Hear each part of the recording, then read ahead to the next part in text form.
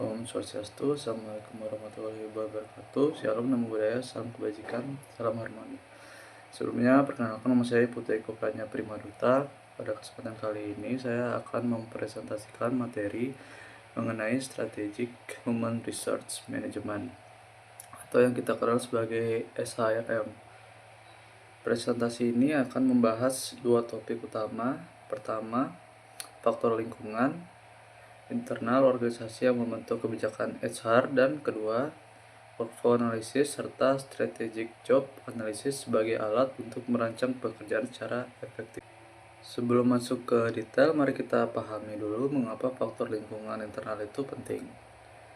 Faktor-faktor internal organisasi memainkan peran yang sangat krusial dalam membentuk kebijakan dan praktik HR. Faktor-faktor ini berasal dari dalam organisasi itu sendiri dan secara langsung memengaruhi bagaimana strategi HR dirancang dan diimplementasikan. Pemahaman mendalam tentang faktor internal memungkinkan organisasi untuk mengembangkan pendekatan HR yang benar-benar selaras dengan karakteristik unik perusahaan mereka. Dengan begitu, strategi HR dapat dioptimalkan untuk mendukung pencapaian tujuan bisnis secara efektif dan berkelanjutan. Ada 7 faktor internal yang membentuk kebijakan HR sebuah organisasi. Mari kita lihat 4 faktor utama. Pertama, sifat bisnis dan industri. Praktik HR sangat berbeda antar industri. Industri teknologi lebih fokus pada kompetensi, teknis, dan inovasi, sementara industri manufaktur lebih mengutamakan efisiensi operasional dan keahlian prosedural.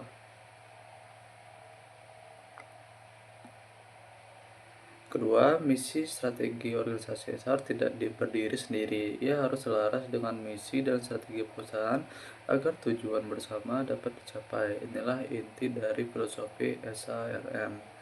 Yang ketiga, ukuran organisasi perusahaan besar membutuhkan sistem HR yang formal dan struktur karena kompleksitasnya lebih tinggi. UMKM cenderung memiliki HR yang sederhana dan multifungsi, di mana satu orang bisa menangani berbagai peran sekaligus. Keempat, struktur organisasi. Struktur vertikal bersifat hierarkis dan sentralisasi, sehingga keputusan HR cenderung dari atas. Sebaliknya, struktur horizontal seperti yang diterapkan Spotify lebih fleksibel dan mendorong kolaborasi. Melanjutkan 3 faktor berikutnya yang berkaitan dengan pengembangan sumber daya dalam organisasi. Komponen pertama adalah pendidikan dan pelatihan, baik formal maupun non-formal, serta pengembangan keterampilan teknis sesuai bidang kerja masing-masing karyawan. Komponen kedua adalah peningkatan kapasitas kepemimpinan melalui pembelajaran berbasis pengalaman kerja nyata dan pemanfaatan teknologi yang terus berkembang.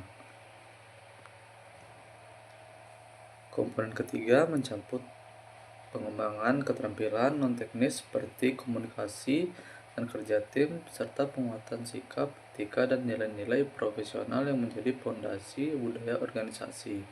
Dan komponen keempat adalah evaluasi dan peningkatan kompetensi secara berkala, memastikan pengembangan SDM yang selalu selaras dengan kebutuhan organisasi yang terus berubah. Tentu saja mengelola faktor-faktor internal ini tidak selalu mudah. Ada beberapa tantangan nyata yang dihadapi organisasi. Yang pertama, keterbatasan anggaran dan sumber daya pendukung sering menjadi hambatan utama. Selain itu, rendahnya motivasi individu untuk mengikuti program pengembangan juga menjadi masalah yang umum dijumpai. Tantangan lainnya adalah ketimpangan akses terhadap program pelatihan, perubahan teknologi yang berlangsung sangat cepat, dan kurangnya kesesuaian program dengan kebutuhan nyata di lapangan. Resistensi terhadap perubahan serta kurangnya evaluasi terhadap hasil pengembangan juga perlu diatasi secara sistematis oleh organisasi.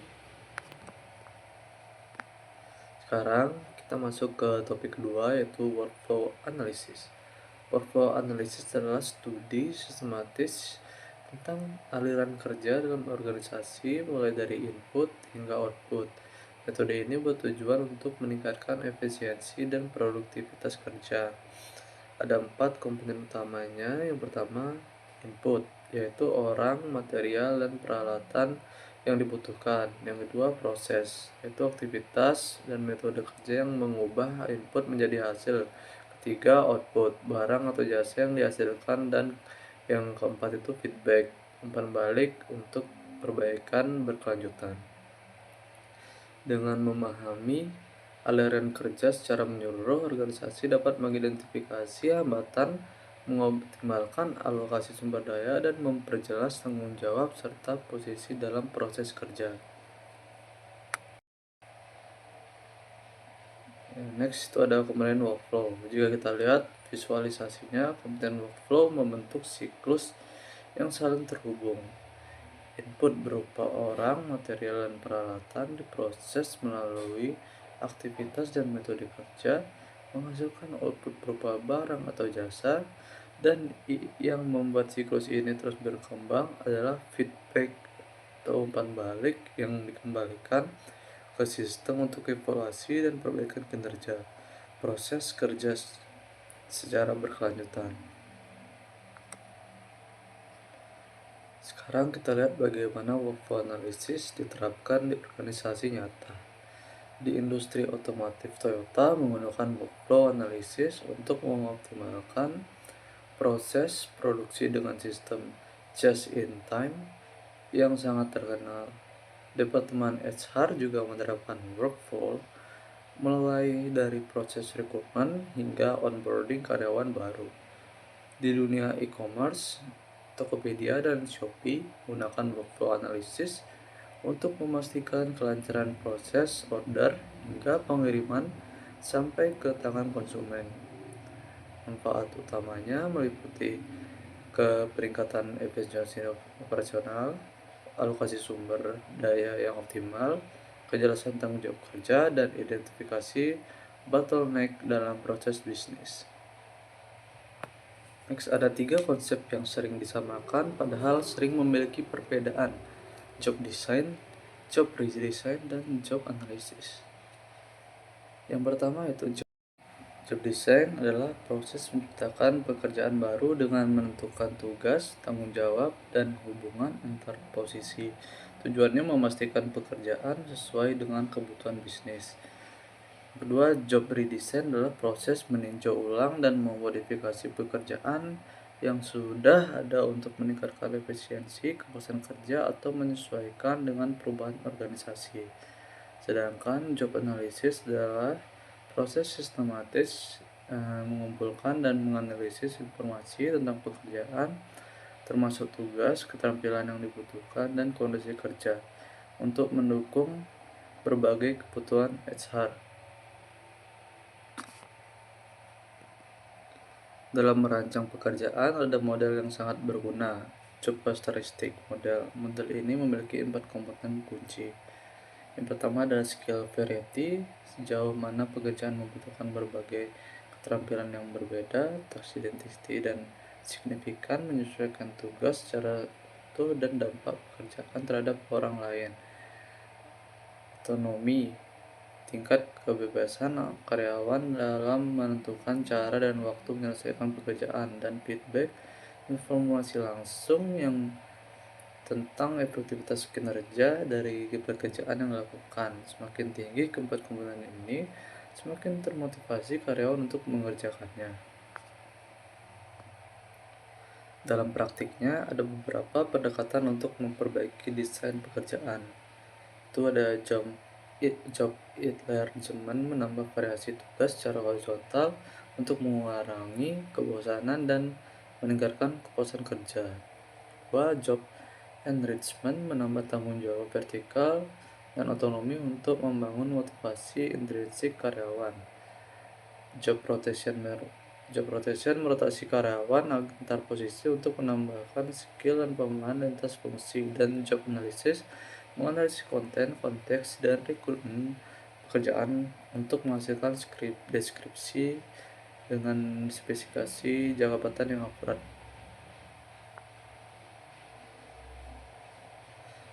Job analysis menghasilkan dua produk utama yang menjadi dasar berbagai fungsi SR. Job description menjelaskan tugas, tanggung jawab, dan kondisi kerja suatu posisi. Job specification mengurangi kualifikasi, kompetensi, dan persyaratan yang dibutuhkan untuk menjalankan pekerjaan tersebut. Data job analysis kemudian digunakan untuk HR planning, staffing, training, dan development performance. Penetapan kompensasi hingga hubungan industrial. Jadi job analysis adalah fondasi dari hampir seluruh aktivitas HR. Topik terakhir yang paling relevan dengan kondisi dunia kerja saat ini itu strategi job analysis dengan konsep de-jobbing. Strategi job analysis adalah pendekatan adaptif yang berkembang sebagai respon terhadap perubahan lingkungan bisnis yang dinamis. Pendekatan ini mengkritik job analysis tradisional yang terlalu statis dan tidak mampu mengikuti transformasi pekerjaan yang terjadi sangat cepat.